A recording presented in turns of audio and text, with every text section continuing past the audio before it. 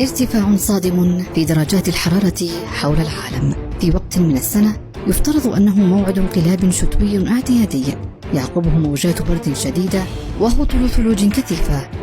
إلا أن ما حدث هو تحول الانقلاب الشتوي إلى انقلاب صيفي بامتياز، وارتفاع مجنون في درجات الحرارة وصفه بعض خبراء المناخ بأنه يشبه قيام شخص ما بأخذ قاذف اللهب وتوجيهه نحو نصف الكرة الأرضية الشمالي.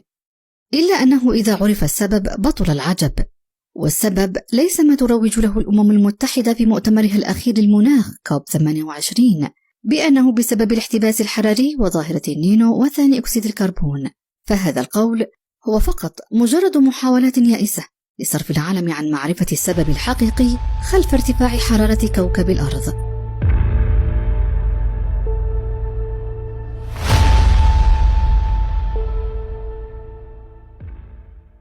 منذ 19 عاما والإمام المهدي المنتظر ناصر محمد اليماني يحذر العالم من اقتراب كوكب بجانب الأرض، وهو الذي أحدث هذا التناوش للمناخ، وسيحدث دمارا هائلا يطال كل مناطق العالم حين مروره، وأن ارتفاع حرارة الأرض ما هو إلا مؤشر لاقترابه الذي بات وشيكا جدا.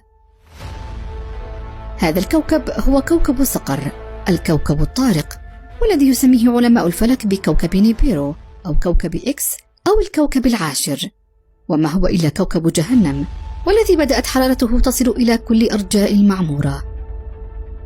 في العام 2023 أصدر الإمام المهدي المنتظر ناصر محمد اليماني عدة بيانات يحذر فيها من اقتراب ظهور كوكب صقر من جنوب الأرض، وأشار إلى أن درجات الحرارة سترتفع إلى معدلات عالية، بل وستصل إلى تسجيل معدل خيالي 151 درجة. وهذا التحدي في بيانات المهدي المنتظر ناصر محمد اليماني بدأ يتحقق على الواقع، وبدا واضحا منذ الخريف الماضي ومستمرا إلى موعد الانقلاب الشتوي الحالي الذي تحول إلى انقلاب صيفي. لكنه ليس صيف الشمس، بل صيف كوكب صقر، اللواحة للبشر من عصر إلى آخر. ليس ذلك فحسب، بل تزامن مع ارتفاع درجات الحرارة ظهور فيروس كورونا في أنحاء مختلفة من العالم في مدد جديد ليستمر في إرعاب منظمة الصحة العالمية وإرباكها بسبب غموضه وبسبب انتشاره في أجواء الحرارة العالية الحالية لكوكب الأرض في وقت يفترض أن نكون في فصل الشتاء. وهذا الفيروس سيصل منه مدد جديد آخر لا عرض له سوى الموت المفاجئ. وكما أشار الإمام المهدي المنتظر ناصر محمد اليماني أن فيروس كورونا ما هو إلا عذاب أدنى قبيل مرور كوكب صقر، المرور الأقرب والأدهى والأمر، وكلاهما كوكب صقر وكورونا في سباق إلى العالم.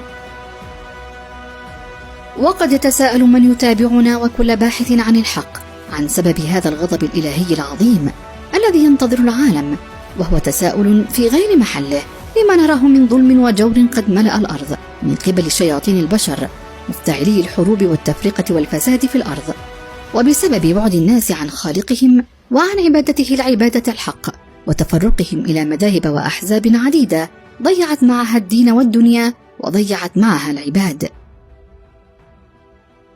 ماذا ينتظر العالم بالتفصيل وبالخبر اليقين ومن قبل الحدث تجدونه تباعا في بيانات الإمام المهدي المنتظر ناصر محمد اليماني في موقعه الرسمي منتديات البشرى الإسلامية والنبأ العظيم، والذي يفصله لنا من محكم الذكر القرآن العظيم قول فصل وما هو بالهزل، من آتاه الله علم الكتاب وفصل الخطاب والقول الصواب ليحكم بين جميع الطوائف والديانات المختلفة في العالم، والذي سيظهره الله بكوكب صقر شاء من شاء وأبى من أبى.